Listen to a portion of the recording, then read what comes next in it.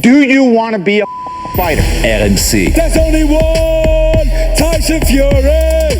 Fighters Club. I'd like to take this chance to apologize to absolutely nobody. Alexandre Herbinet. I am the greatest. Bonjour à toutes, bonjour à tous et bienvenue au 145e numéro du RMC Fighter Club, un Fighter Club qui remonte cette semaine dans la cage et qui a le plaisir et l'honneur de recevoir un duo qui monte fort à l'UFC dans la MMA française, monsieur Benoît Saint-Denis et monsieur Daniel Warin, son coach avec moi cette semaine pour évoquer ce binôme, mon compère du RMC Fighter Club, toujours là avec moi chaque semaine, boxe ou MMA, monsieur Jonathan Macardy, bonjour. Salut Alex. Et donc je répète, c'est un plaisir de les avoir avec nous aujourd'hui. Déjà on commence par le combattant, tout seigneur, tout honneur. Daniel, on va commencer par Benoît, combattant UFC, déjà sur 2 victoires, 1 défaite à l'UFC, qui affronte Joe Solecki le 18 février à Las Vegas pour son 4e combat dans la plus grande organisation de MMA. Monsieur Benoît Saint-Denis, bonjour. Salut à tous, salut Alexandre, merci de me recevoir. C'est toujours un plaisir de pouvoir partager sa passion au micro des RMC et puis hâte de vous faire vivre mon combat le 18 février. 4e combat, invaincu à l'UFC. Invaincu, moralement. On y reviendra, moralement en tout cas, invaincu, on est d'accord. Et donc son coach, sommité du MMA en France, on va le dire, il a été une dans légende. le coin d'Anderson Silva, Lyoto Machida, Dan Anderson et bien d'autres. Et donc c'est un plaisir et un honneur de le recevoir, monsieur Daniel Warin, bonjour. Enchanté, super content d'être là. On parle de ce qu'on aime, le MMA, donc allez, c'est parti. Et puis il n'était pas prévu au départ, mais comme il était avec vous dans le garage, enfin voilà, dans Oui, le il était coffre à de la l'arrêt voiture. Il était à l'arrêt Il était dans le coffre de la voiture, on est ravis aussi de l'accueillir. Le coach de grappling de Benoît Saint-Denis et le premier coach, celui qui lui a fait découvrir les sports de combat, entre guillemets, monsieur Christophe Savoca, bonjour. Ouais, bonjour, content d'être là à RMC Sport. Je suis pas habitué des plateaux, mais voilà, je suis vraiment très content d'être là, partager ce moment avec vous. Pas de problème, on va passer juste un bon moment. Toi, Alex et moi, on a 40 ans. Enfin, moi, j'ai un peu moins, mais Ouais, voilà. je t'avoue, Daniel, ça me fait tout bizarre de t'avoir, quoi. Ouais, On suit l'UFC depuis quand même un moment. Ouais, parce qu'on est des vieux fans. On est des vieux fans. ça fait plaisir. C'était un peu bizarre. On le voyait dans les coins. Tu disais, putain, c'est un Français, c'est Exactement, incroyable. il y a un petit ado qui était dans le coin comme ça. On va Ouais, parler de tout ça, on va passer un bon moment tous ensemble. C'est notre God of War, le dieu de la guerre du MMA français. Et avec lui, c'est une promesse toujours tenue. Combattant féroce et généreux, Benoît Saint-Denis est un véritable guerrier dans la cage, une assurance de spectacle. Un profil modelé entre son passé dans les forces spéciales, sa personnalité et son apprentissage de combattant façonné par les mains expertes de Daniel Warin. À jamais le premier Français vainqueur d'un combat lors d'un UFC sur notre sol, c'était le 3 septembre dernier à Paris. Benoît remonte dans l'octogone le 18 février à Las Vegas face à l'américain Joe Solecki pour son 4e combat à l'UFC, le dernier de son contrat actuel. Avant ce rendez-vous important, le RMC Fighter Club reçoit BSD et Daniel Warin, duo en quête des sommets dans le monde du MMA. J'entends scander mon nom, je découvre le chemin en direction de l'octogone. What a moment for Benoît Saint-Denis, former Special Forces. Je vais mettre une pression constante. Ouais, il a touché. Et là, il y a l'accélération derrière. Il faut qu'il finisse maintenant. Il faut qu'il en profite. Il a touché encore une. Le mec, il a l'œil et tout. Yannick s'écroule. Wow, barely.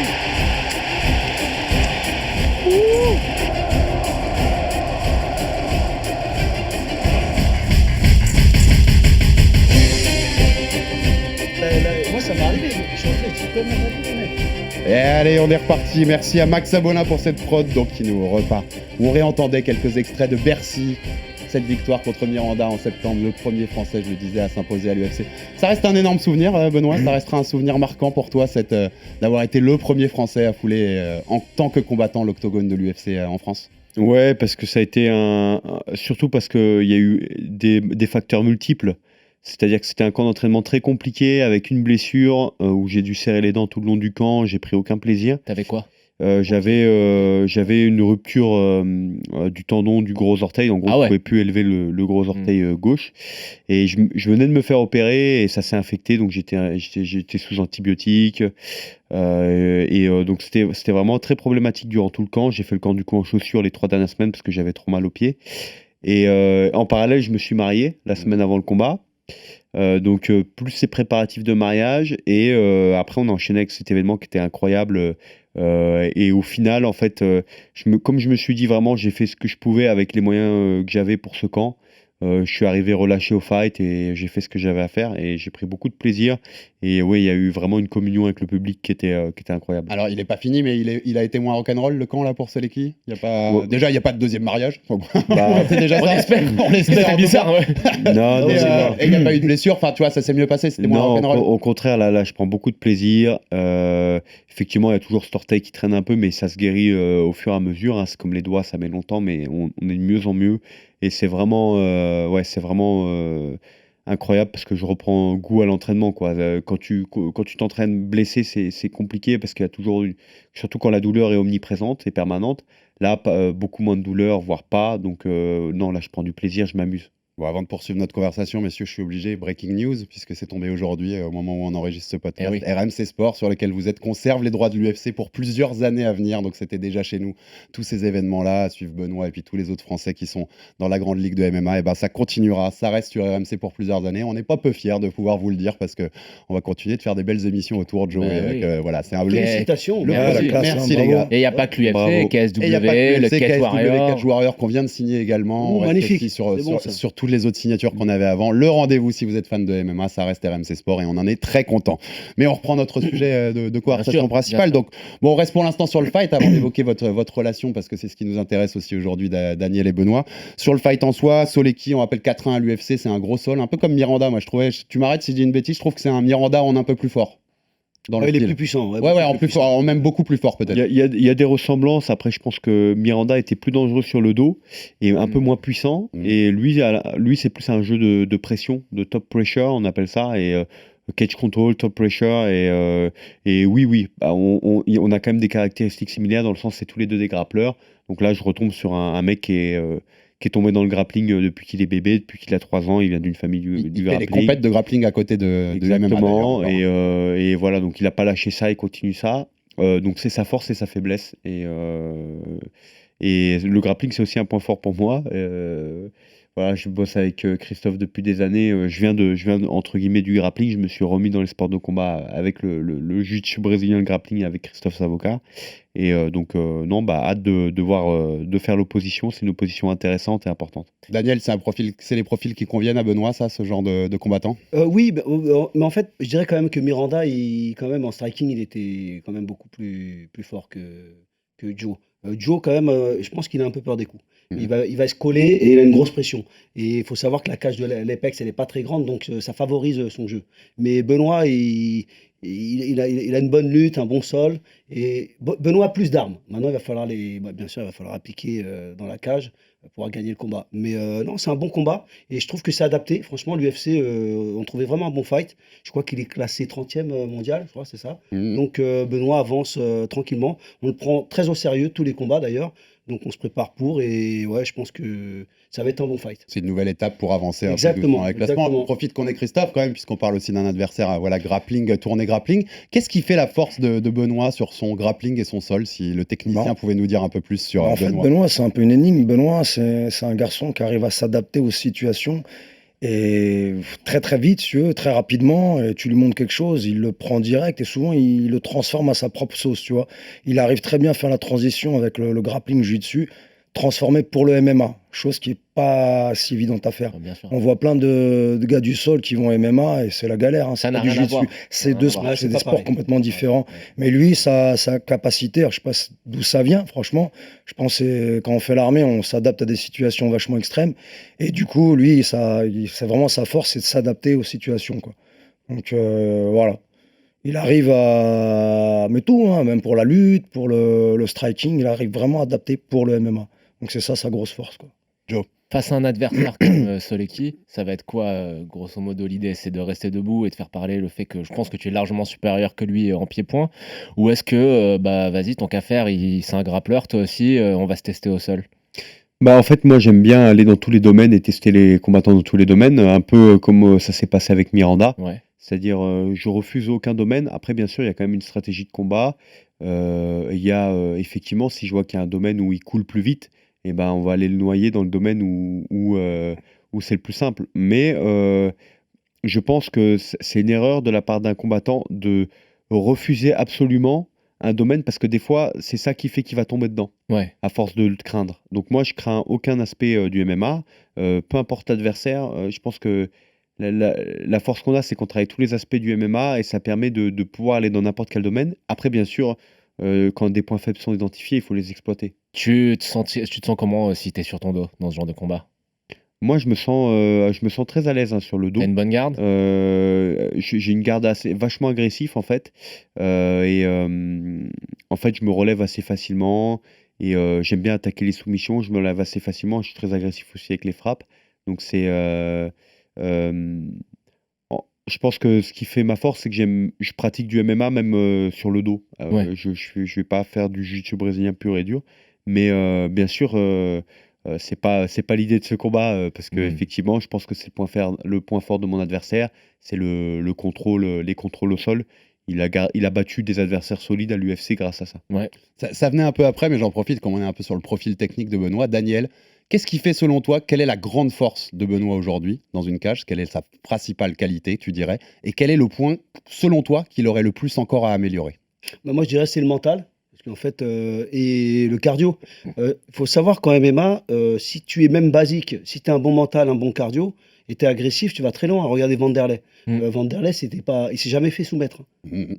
Le gars au sol, je sais pas, il n'était pas terrible. Donc moi je dirais le Benoît mental, grosse force de travail aussi, il travaille beaucoup.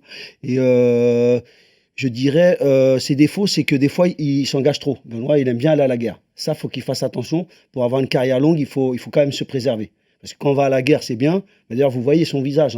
Il est quand même assez marqué déjà. Même quand il va à l'aéroport, ils ne le reconnaissent pas avec son passeport. Ça, faut le dire. On est honnête, tu sais, Joe, au fighter, on dit tout, on est plutôt en bonne ambiance. Je dois te dire, Benoît, moi je dis même à des amis à moi qui sont pas trop dans le MMA, quand je leur dis Benoît Saint-Denis, il a 26 ans, on me regarde des fois quand on voit ta tête, on dit mais il est tellement marqué, t'as l'impression qu'il est plus vieux que moi.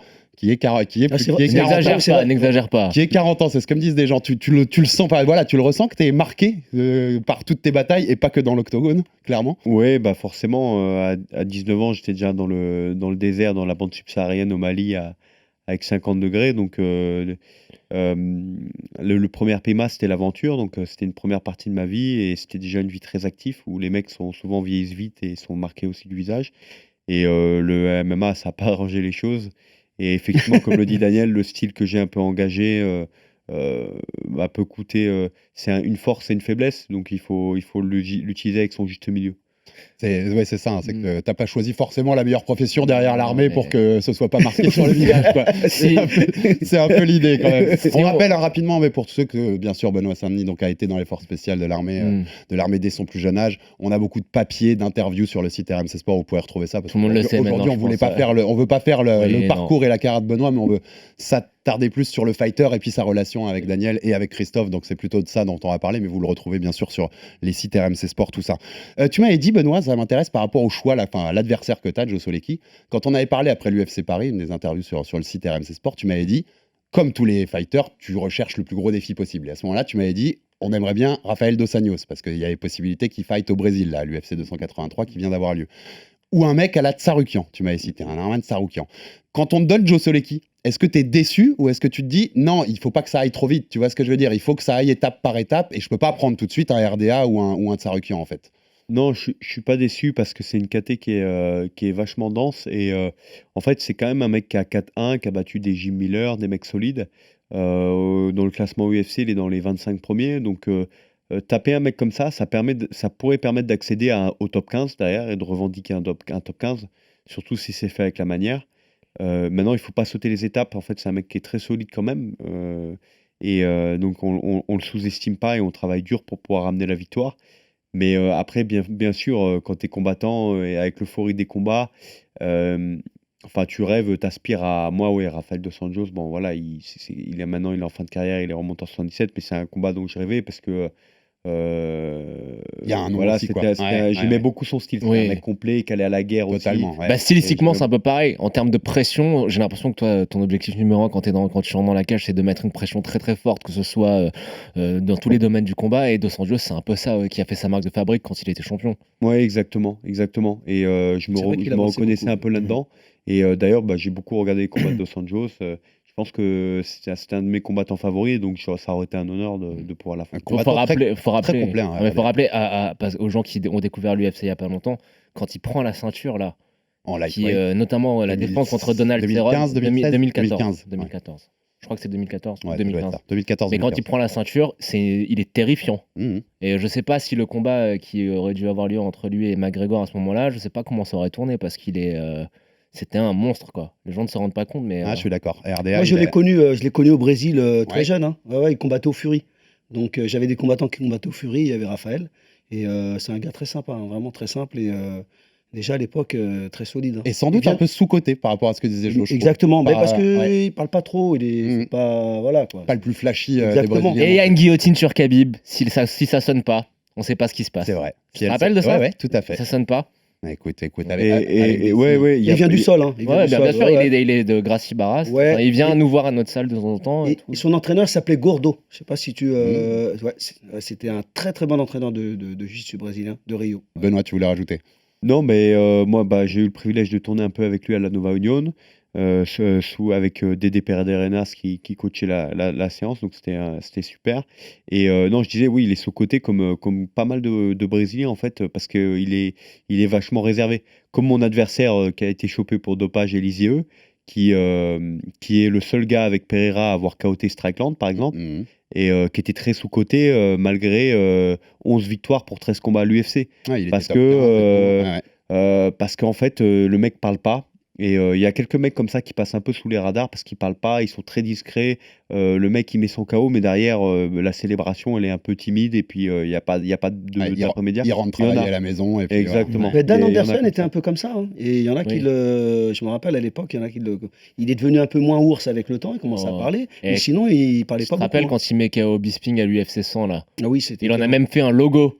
De lui en train de voler dans l'air. Il est iconique. Tu sais ce qu'il m'a dit, Dan? Moi, il m'a dit, parce que tu sais que ça s'était mal passé au TUF, à l'Ultimate Fighter. Ouais. En fait, Bisping parle beaucoup. Ah bah oui. Il a beaucoup charrié Dan, et Dan, il a un peu replié sur lui-même. D'ailleurs, c'est Diabaté qui avait fait l'Ultimate Fighter avec lui. L'ours, il est ressorti là, c'est ça? Exactement, il m'a dit, quand il l'a mis KO, il a vu qu'il était KO. Mais je crois qu'il voulait l'éteindre à jamais. Il m'a dit, j'ai sauté. Super nécessaire, comme dirait Masvidal. Il a sauté, il l'a terminé. Il est très méchant. Il aurait pu. Et tu sais, quand Bisping fait sa défense de ceinture là, des années après contre lui. Mais moi, je pense qu'il a gagné. Hein. Ouais, c'était limite. Si tu comptes en round, tu peux donner 3-2 à Bisping, mais les dommages, il a fait 2-3 fois, il passe près de le mettre KO. Ce KO de Dan Anderson, il est iconique. Il y a un autre KO de Dan Anderson dont on va reparler un peu plus tard dans l'émission sur un certain Fedor. Je crois que tu auras. J'étais là. T'auras quelques souvenirs à raconter, Daniel. J'avais deux petites dernières questions sur ce combat avant qu'on rentre plus dans la relation entre vous deux, Benoît et Daniel. On sait, je le disais dans mon intro, c'est ton 4e combat à l'UFC. C'est des contrats de 4 combats qu'on a à l'UFC. Je sais que tu n'as pas re-signé pour l'instant et que vous allez négocier après le combat en espérant qu'il y ait un beau finish et que ça puisse être en position de force. Tu te sens avec une pression en plus parce qu'il y a ça? Parce que tu vois, tu n'as pas signé de nouveau contrat et la performance va quand même jouer dans ces négociations ou pas du tout? Tu le prends avec du recul et détachement? Non, pas du tout. C'est que le manager et le staff me font confiance pour donner une bonne prestation et donner le meilleur de moi-même le 18 février. Et donc de se mettre en position de force en cas de renégociation. Bien sûr, c'est un risque à prendre, mais c'est le MMA, c'est ça aussi, il faut savoir prendre des risques. Je pense que j'ai pris des risques dans ma carrière, mais en général, ça m'a fait avancer et grandir. Donc voilà, on verra bien, mais en tout cas, je sais que le staff a confiance en moi, j'ai confiance en mon staff et mon équipe, et on va tout faire pour ramener la victoire le 18 février. Honnêtement, si on analyse la situation, Benoît, moi je pense que quoi qu'il arrive, ils vont te re-signer. Parce qu'ils ont ce focus sur le marché français, que tu as ouvert le bal des combattants français à Bercy de la plus belle des manières. Que tu es un des rares français à ce point-là agressif et qui fait des finitions, qui finit ses combats. La performance c'est pas forcément toujours notre style en France. Enfin, des fois, on est un peu plus beau combat, un peu comme on est d'ailleurs dans la boxe. Avec Benoît, tu sais que ça y va. Voilà, tu délivres de l'action. Moi, je pense que le point de négociation, ça va être sur ton salaire. Est-ce que pour l'instant, tu es satisfait des conditions salariales que tu as à l'UFC? Et tu te laisses combien de temps avant d'être vraiment très à l'aise Avant que tu répondes, que je contexte pour les auditeurs, on sait que les premiers contrats UFC, on est autour de 12-12, 14-14, 16-16. On est dans ces eaux-là pour les premiers contrats, on est d'accord? Oui, exactement. Je parle en milliers de dollars. Hein. C'est pas 16 euros. 12 pour combattre et 12 si tu gagnes. Ouais. Exactement, oui, on est dans ces eaux-là. Donc forcément, un deuxième contrat, en fonction des performances que tu as fait sur le premier contrat, tu peux renégocier plus ou moins avec plus ou moins d'engagement et te positionner plus facilement financièrement dans le futur. Après, il faut savoir qu'un combattant du UFC, pour ceux qui ne le savent pas, ses principaux revenus, ce sont et les bourses de combat et les sponsors. Sans sponsor, ce serait très compliqué pour un combattant de l'UFC, surtout avec le premier contrat. Avec les premiers contrats, parce que un combat, par exemple, à Vegas, est taxé à 30%. Donc après, il faut payer le staff, les entraîneurs. Il va jamais combattre à New York, je crois que c'est 50. New York, c'est plus haut. L'Australie, où va y avoir l'UFC 284, c'est plus haut aussi. Donc, vous imaginez, la problématique. Sur des premiers contrats, vous avez entendu à peu près les sommes. Mais effectivement, c'est dur parce qu'une prépa, en fait, coûte cher quand même. Voilà, moi, à titre d'information, moi, je fais de la route tous les jours. Je fais 1h10, 1h20 aller, puis retour tous les jours. Et donc ça coûte cher. C'est des coûts, c'est des frais. Puis il combat pas souvent en plus. Et à l'UFC, on combat pas tous les jours. On combat 2, 3, 4 fois par an. Ce qui est intéressant rapidement pour que nos auditeurs comprennent aussi ça, par exemple, quand tu vas à Vegas le 18 février, on est d'accord, tu payes ton voyage. Alors, en fait, la Fight Week est prise en compte à partir du lundi au samedi. Et effectivement, comme il y a 9 heures de décalage horaire, par exemple, pour ce coup-là, on va partir plus tôt parce que le décalage horaire est. Si tu pars plus tôt, tu payes ton voyage. Si tu pars, je savais pas ça. Donc, tu payes la différence. Tu payes la différence et tu payes les frais sur place jusqu'à lundi. Non, mais voilà, mais c'est pas la fiesta, tu vois, t'es pas open comme ça. Du coup. T'as le droit qu'à un coach, attention. Est-ce que depuis. Qui avait le droit à 2 coachs, c'est les top.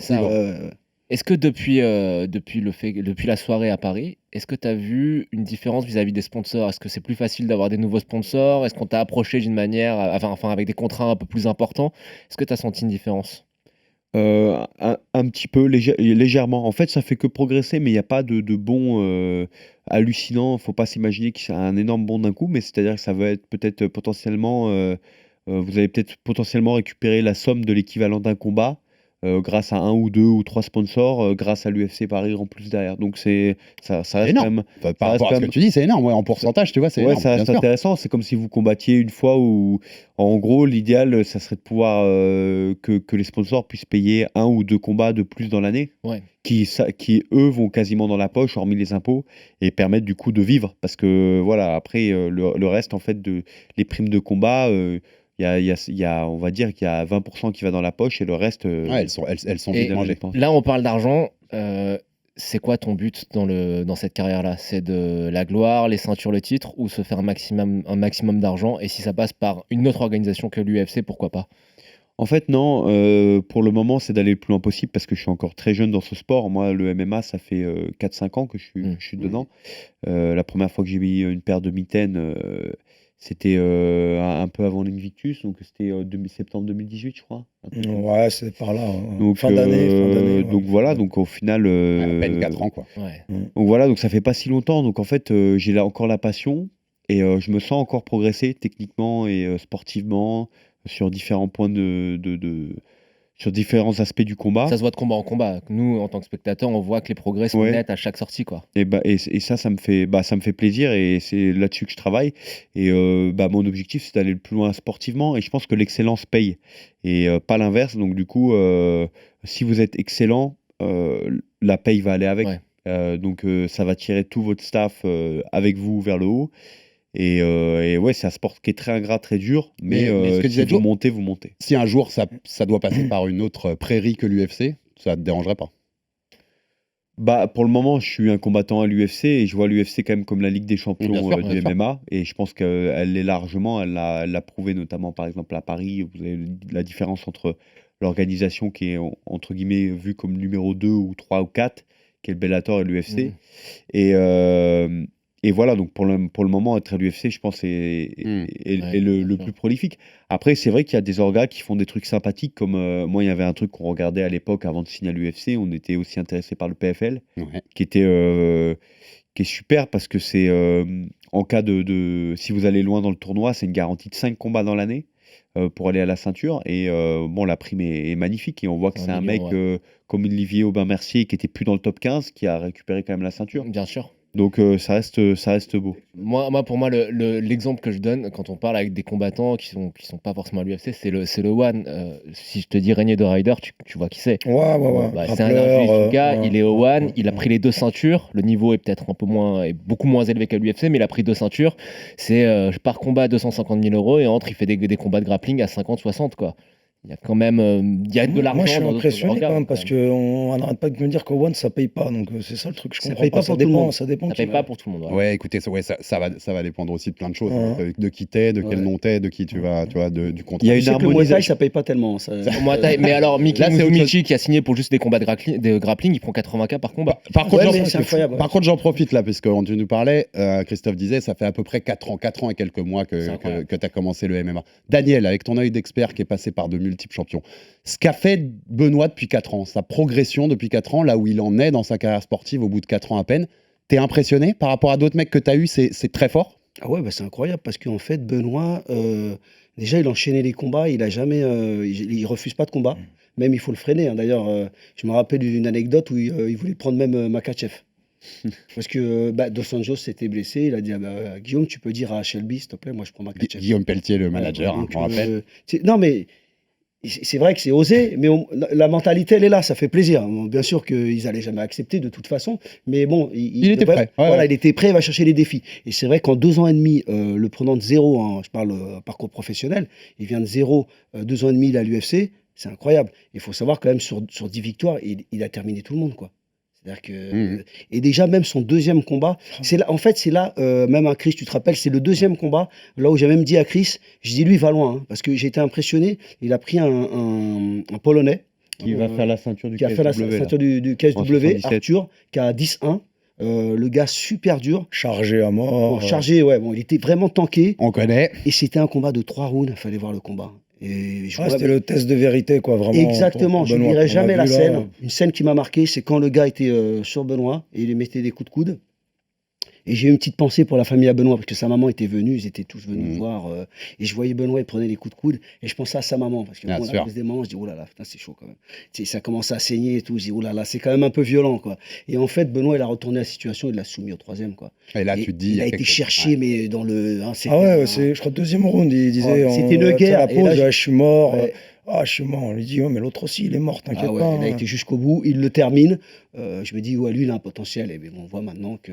Mais toujours concentré, il faut de l'humilité parce que tout peut arriver en MMA. Donc on y va par étapes. Il faut surtout pas griller les étapes. On a vu plein de prospects comme ça qui se grillent les ailes. Et moi, justement, Benoît, il veut aller très vite. Mais nous, on essaie de doser. Exactement. On rappelle rapidement l'histoire parce que vous nous l'aviez expliqué, mais c'est une séance de détection pour une équipe nationale que tu voulais créer. Donc, une détection au Venom de Rungis. Venom Training Camp. Qui est depuis passé MMA Factory. Oui, ils ont changé de maison. Changé de crèmerie. Oui, voilà.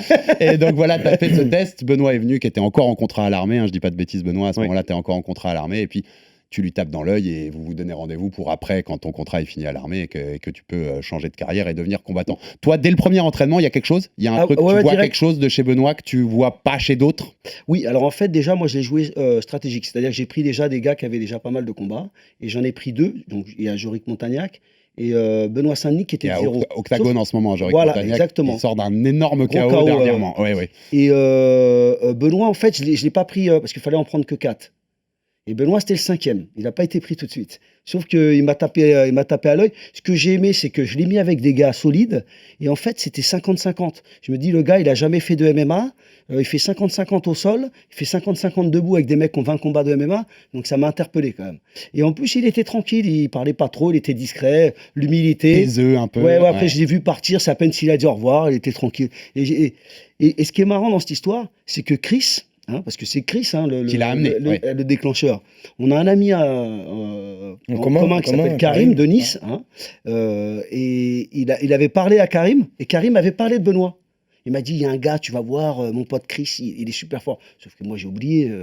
Et il m'a parlé de ça. Mais Benoît, je ne l'ai pas calculé. Et après, quand je l'ai vu, Et j'ai dit Benoît de Bayonne. Et en fait, c'était le gars de Chris, quoi. En fait, Ça a retilté dans la ça a à retilté. ce J'ai dit moment-là, ah ouais. Et en fait, je l'avais pas choisi parce qu'il me l'avait demandé, mais parce que vraiment, il m'a C'est les tapé à l'œil. qualités qui t'ont tapé à l'œil. Ben, on Voilà, en profite quand même comme on a Chris, puisque toi, tu l'as vu avant même Daniel, tu l'as eu avec toi pour travailler le sol.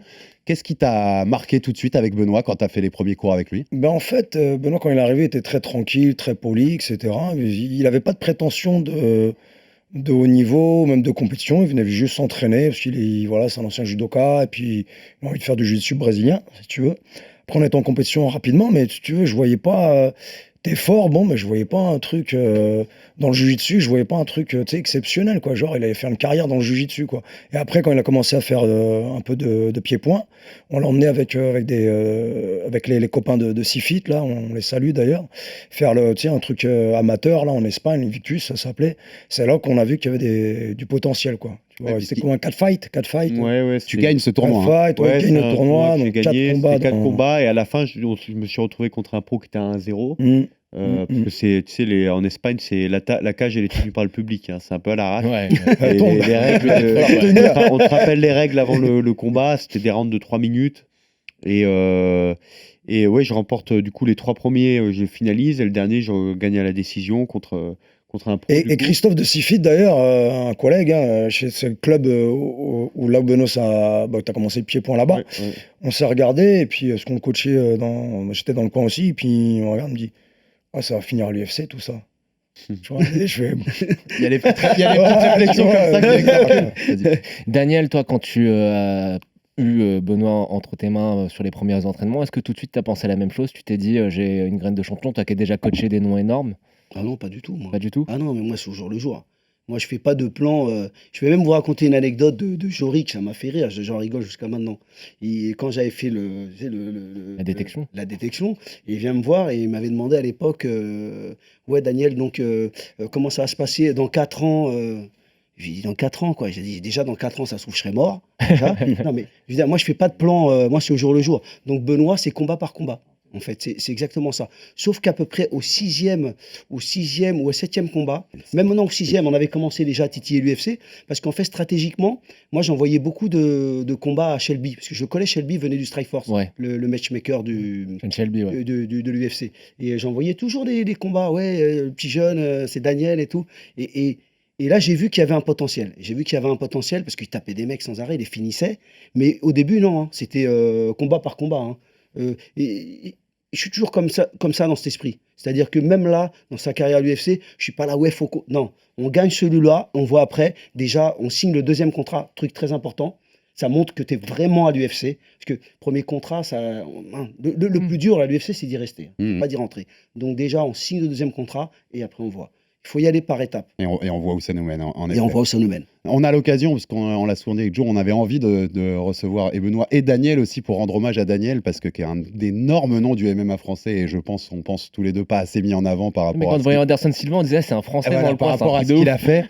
Est-ce que tu peux nous raconter comme ça comment t'es venu, en quelques mots, rapidement, parce qu'on n'a pas 2 heures malheureusement Daniel, mais comment t'es venu à être dans le coin d'un Anderson Silva, une des légendes de l'histoire de l'UFC, d'un Dan Anderson quand il met KO Fedor Emelianenko, j'en parlais, sans doute le meilleur lourd de ça le souvenir lourd de pour les l'histoire. fans, ça. De Lyoto Machida, ancien champion aussi Ouais, chez non. les light heavyweight à l'UFC. Qu'est-ce qui fait, comment t'as découvert le MMA et comment t'as été dans le coin de ces champions-là, Daniel? Bah, en fait, déjà, je suis parti au Brésil parce que j'avais toujours, moi, le rêve brésilien. J'ai jamais eu le rêve américain. Je sais pas pourquoi, c'était dans le sang le football, je sais pas. Ma femme est brésilienne, on est parti s'installer au Brésil. J'ai galéré comme un malade et j'ai commencé à entraîner des petits gars de jiu-jitsu comme ça. Et ça m'a emmené à Curitiba, la terre de la shootbox, Ouais. où j'avais emmené d'ailleurs mon premier combattant de MMA. Première expérience de coach, KO en 30 secondes. Mais c'est mon gars qui se fait KO'ter. Violent, quoi. Je dis, oh putain, ça commence mal, quoi. Ça, c'est fait. Ça, c'est High kick en pleine tête, le gars, il bougeait plus, oxygène et tout. Hein. Ah non, c'était chaud. Et en fait, avec le temps, j'ai commencé à entraîner beaucoup de gars, beaucoup de jeunes de favela, d'une équipe qui s'appelait la Rénovation Fight Team, la RFT. D'ailleurs, Benoît était s'entraîner au Brésil là-bas. Et en fait, on gagnait beaucoup par KO. Beaucoup de chaos, ce qui fait que j'ai commencé à avoir un nom fort dans le milieu, on va dire le milieu national brésilien, quoi. Et grâce à ça, ça m'a ouvert les portes de la Black House, MMA, qui a commencé au Brésil, hein, pas aux États-Unis. Ouais. Et je me rappelle, quand je suis rentré, ils ont fait un test, c'est Pedro Rizzo, vous connaissez Pedro Rizzo, l'ancien poids lourd qui avait combattu contre Randy Couture pour la ceinture. Il m'a pris en test pour voir si j'avais les capacités en pied-point, parce qu'il y a un très bon niveau de pied-point. Il a validé, je suis entré à la Black House. Et là, j'ai mon travail, vraiment, c'est là que j'ai commencé à approcher Machida. Je suis resté très, très longtemps avec Machida. Et après Anderson Silva, après ça s'est enchaîné. Hein. Je me suis retrouvé propulsé comme que ça. nos éditeurs réalisent hein, quand il y a sur les réseaux sociaux, par exemple, Anderson Silva un jour avait mis une photo de vous deux en disant merci maître. Donc voilà, voilà c'est ce qu'était Daniel Warin pour ce genre de champion-là, coach de striking, hein, on répète. À l'époque, t'apportais la patte française, voilà, ils n'avaient pas à l'époque. Parce qu'il y a une confusion avec le head coach. Déjà à l'époque, ça n'existait pas. Il n'y avait pas de coach. Head coach MMA, ça vient des États-Unis. Moi, j'étais le striking coach et j'ai jamais prétendu le contraire. Je m'occupais vraiment de la partie pied-point et aussi stratégie de combat. C'est-à-dire que, en fait, Anderson, à chaque fois qu'il allait combattre, il me disait Daniel, tu me guides dans la cage. Parce que moi, je le guide par les paroles. Parce que les Brésiliens, des fois, ils sont un peu ouf. Hein. Dans le coin, il fallait voir, hein, c'était la samba. Hein. C'est la bagarre. L'autre, il veut. Ah non, c'était bon. C'est Brésil, quoi. Mais, et je le guidais dans la cage. Et là où ça m'a fait énormément connaître, et je le répète toujours, c'est la technique de la saisie de la jambe. Tout le monde se foutait de ma gueule au Brésil. Contre James Irvine. Pour Anderson Silva. Ouais, à l'Hard Rock Café. Il saisit la jambe, il le caote. Et, ça, c'est la patois. Hein. Ah voilà, exactement. Je l'ai montré à la salle, tout le monde rigolait. Ouais, c'est de la merde ta technique. Il le caote, plus personne parlait. Anderson vient me féliciter. En plus, on le voit, il arrive à la cage. Merci. Plus personne parle. Là, j'ai explosé. Et est-ce que Lyoto Machida buvait vraiment son urine? Il buvait vraiment son urine, toute la famille, et il me disait que c'était l'urine du matin, mais pas le premier jet. C'est-à-dire que non mais sérieux, c'est-à-dire qu'il fallait lâcher un jet et après, et il s'en mettait même sur le visage et tout. Le Brésil, chacun son délire, hein, pas moi. Hein, me regardez pas comme ça, j'ai pas bu mon urine. Hein. Le Brésil, c'était quand même une folie, un pays de MMA. On peut le répéter 1000 fois. La co-création de l'UFC, c'est par la famille Gracie aussi. Le jiu-jitsu brésilien par la famille Gracie. Mais c'était aussi OK Corral, le Brésil à un moment. Les petites organisations amateurs locales où t'avais pas vraiment de règles. T'as des anecdotes un peu comme ça, de trucs complètement dingues que t'as vu? Ah ouais, moi j'ai des anecdotes. Écoute, je vais te raconter une anecdote. C'était dans une favela. Il y avait José Aldo qui combattait.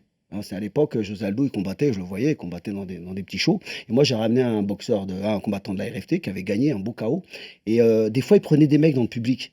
C'est-à-dire que... pour combattre. Ouais, pour combattre. Il manquait un mec, il prenait un mec qui veut. Et il lâchait un billet. Et il y a un mec qui est rentré dans le public. Et je me rappelle, j'avais ramené un steward français. Parce qu'il voulait voir des combats. Il est venu avec un pote à lui. Je crois qu'il a dû être choqué à vie, le mec. Hein. Mais il faut dire que c'était assez violent. Hein. Parce qu'il y avait les reprises de volée à l'époque. Moi, j'étais l'époque, les pisans, comme ils disent, ils écrasaient la tête. Et ils combattent. Le mec, il tombe à quatre pattes, mon ami. Moi, j'étais au coin, je regardais juste là. Je sais ce qui vient. Reprise de volée dans la bouche. Toutes les dents. C'était des protège-dents. Thermoformables à la bouille. Voilà, là, tu fais les trucs à deux balles. Volent, là. Mais bon, honnêtement, même si c'était un bon protège-dents, une reprise de volée comme ça dans la gueule, t'as plus de dents. Les dents, elles ont volé. Il y avait toutes les dents sur le... le steward, là, il a dû repartir dans son avion. Non, et le pire, le steward, il sort, et il venait de fumer un mec juste à côté de la favela, ils avaient mis des bougies autour du mec. Ah là là. Le mec, non mais il a un sourire à dire. Ah ouais, non, on sort, je regarde le mec, je dis, oh putain, bienvenue au Brésil. Ouais. Et sportivement, c'est quoi ton meilleur souvenir? J'en parlais tout à l'heure, tu as été dans le coin de Dan Anderson quand il met KO Fedor et Emelianenko, je répète. C'est mon meilleur souvenir. C'est le meilleur souvenir. Ouais, parce que en fait, Fedor, c'est la légende. À l'époque, c'est en 2011, à l'époque, c'est énorme. Pour rappeler qui est Fedor. C'est le plus grand poids lourd de l'histoire du MMA. Je vais résumer ça rapide, on n'a pas besoin de perdre 2 minutes. Quand on parle des GOAT, les gens le mettent pas, mais moi, il est dans le top 3. Jamais passé à l'UFC, mais le plus grand dans cette catégorie. Mais en fait, ce combat, Dan, il l'avait accepté en poids lourd, il avait été obligé de boire de l'eau pour faire le poids. Parce qu'il faut que ça soit au-dessus de 93. Donc il avait picolé de la flotte. Fedor, grosse humilité. Dan aussi, des mecs sympas. Moi, ce qui m'a marqué, déjà, c'est l'entrée. Il faut savoir que ça ressemblait un peu à Rocky Balboa, là, le russe contre Rocky. Mais inversé, puisqu'on était aux États-Unis, je ne me rappelle plus où, quelle ville. Enfin bref, il y a Dan qui rentre, c'était USA. Fedor, il rentre... Dernier empereur, là, je sais pas, il rentre froid, glacé. Épaules bien hautes. Avec la musique de l'entrée de Fedor, elle est fabuleuse. Et les deux, moi j'avais prédit, hein, parce qu'on m'a interviewé pour la stratégie, j'ai dit il n'y a pas de stratégie. Les deux, moi je vous explique ce qui va se passer, ça va être bagarre de rue. C'est-à-dire quand ils vont commencer à s'entrechoquer, il n'y a plus de stratégie en fait. Parce que tu as beau parler, il ne se passe rien. Et ben dans la cage, les deux se regardaient comme ça, tranquille. Et ils se sont tabassés, mon ami. Tu parles plus, tu es là, tu regardes, et après... Quand ils s'arrêtaient de se tabasser, Dan, récupère, respire. Et hop, ça repartait. On voit Dan, il est parti rouler boulet. Il lui met une patate, il KO Fedor. Et là, t'as été quand même, bordel, il a mis KO Fedor. Putain, il a mis KO Fedor. Ouais, bah oui. J'ai reçu des messages du monde Truc, entier. Moi, j'ai été comme un ouf. On a KOté Fedor. Et Fedor, c'est pas fini, les gars. Parce que il est encore là aujourd'hui, puisque début février, et ce sera sur RMC Sport au Bellator. Il affronte Ryan Bader pour le titre des poids lourds du Bellator, dans ce qui sera a priori son dernier combat en carrière. Moi, j'espère que ça sera son dernier combat. J'espère aussi. Mais il est jeune, hein, il est encore jeune, lui, Fedor. 46, 46, 47, quelque chose comme ça. Mais il peut encore être champion. Il peut encore être champion au Bellator. C'est quand même une folie, pour un mec qui a une carrière aussi longue que ça. Benoît, pour revenir à ça, on a écouté un peu Daniel l'a raconté sa belle et longue carrière de coach. D'ailleurs, pour le petit clin d'œil, tu nous as dit bien, t'étais pas head coach, mais tu faisais pas que de tenir les PAO. Les gens comprendront mon clin d'œil, Daniel. Oui, mais remarque, c'est bien de dire ça, parce que c'est pas tout le monde qui sait tenir les PAO. Hein. Non, mais c'est pas tout le monde qui sait tenir les PAO. Et n'oubliez pas qu'un striking coach, il tient les PAO quand même. Hein. Et il doit le faire. Comment tu fais la leçon, hein, et il doit le faire bien. Et il doit le faire bien. Hein. Le coach de Ronda Rousey tenait les PAO à Ronda. Ok, le clin d'œil est beau aussi. les gens qui doivent comprendre. Benoît, je voulais te relancer sur Daniel, dont on a entendu quand tu as commencé à travailler avec lui, je pense que tu t'es vite renseigné sur savoir qui il était et on t'a vite expliqué qui était Daniel Warin. Qu'est-ce qui t'apporte comme coach? Tu vois, quelle est la particularité de travailler avec Daniel? Qu'est-ce qui te plaît chez Daniel Warin, le coach? En fait, moi, c'était vachement particulier parce que Daniel, la première personne qui m'en a parlé, c'était Christophe et un ami de Bayonne aussi, Sullivan, que je salue, qui était un mec qui était passionné de pied-point et qui avait les magazines Karaté Bushido à l'époque, où il y avait Daniel qui faisait une technique avec Anderson Silva dans le magazine. Et quand Christophe m'en a parlé, je me suis dit, c'est le mec dont on m'a parlé dans le magazine que j'ai vu tenir les PAO à Anderson. Et donc Christophe m'a dit, voilà, il y a des sélections, il m'a expliqué le concept et tout. Et comme j'avais débuté le pied-point, ça me plaisait, et qu'on avait des bons résultats avec Chris dans les compétitions de jiu-jitsu brésilien, à notre humble niveau, on avait fait champion de France en blue belt. Donc c'est un niveau correct, mais je veux dire, c'était les débuts en sol, mais en tout cas, je me régalais, on était passionnés. Mais comme j'aimais le pied-point et que je voulais m'orienter vers le MMA, suite à la compétition d'Invictus, je suis allé faire les sélections. Et tout de suite, j'ai vu l'expertise, quoi. La méthode d'entraînement, l'humilité, c'est-à-dire la façon d'être coach, en fait. C'est-à-dire Et aussi, un truc qui m'a marqué, c'est de ne pas vendre du rêve. C'est-à-dire que j'ai été dans différents clubs, et il y a beaucoup de clubs où quand tu es bon, on te repère tout de suite et on va te vendre du rêve direct. C'est-à-dire que au lieu de t'entraîner, première séance, on va te dire oui, tu vas aller très loin, on va aller très loin. On te met des trucs en tête. Champion de l'UFC. Si tu fais avec nous, direct. exactement. Et ça, c'est une grosse problématique. Daniel, c'est pas du tout comme ça. Daniel m'a dit, écoute, moi je pense que tu as un niveau professionnel, on peut faire un combat. Et après le premier combat, il m'a dit, on peut faire un deuxième combat, on peut faire un troisième. On peut peut-être aller dans une orga sympa. On peut peut-être taper des mecs. On peut peut-être faire la ceinture du Brave. On peut aller à l'UFC. On peut taper ce mec-là. On peut peut-être rentrer dans le top 15. Et voilà. Et là, on veut y aller étape par étape. Et le but, c'est d'aller le plus loin possible. Et ce qui est beau, c'est que vous êtes au-delà de la relation coach-athlète. Vous êtes devenus des amis. Bah oui, non. On le voit dans la vie. Daniel et Christophe étaient à mon mariage juste avant le fight. C'était bien bon. On a bien mangé. Contrairement à Benoît, je pense. Puis on était beaux gosses. Putain, moi, j'ai acheté le pantalon et tout. Daniel a plus profité que Benoît, je pense. J'ai kiffé, moi. Une semaine de l'UFC Paris. Daniel, alors, on a vu beaucoup de choses passer.